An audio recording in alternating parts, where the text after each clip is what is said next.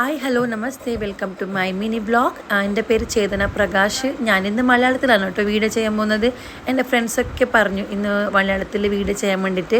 അതുകൊണ്ടാണ് ഇന്ന് മധുര അമ്പലത്തിൻ്റെ അവസാനത്തെ ആറാട്ടുകുളി ഉത്സവമാണ്. ഈ വർഷത്തെ അവസാനത്തെ ഉത്സവമാണ്.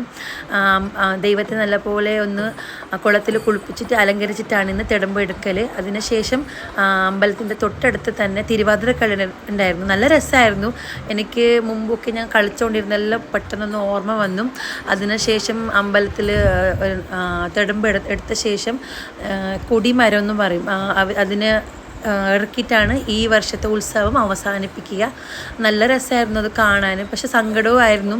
എന്താ വെച്ചാൽ ഇനി അടുത്ത ഏപ്രിൽ വരെ കാക്കണമല്ലോ എന്ന് പറഞ്ഞിട്ട്.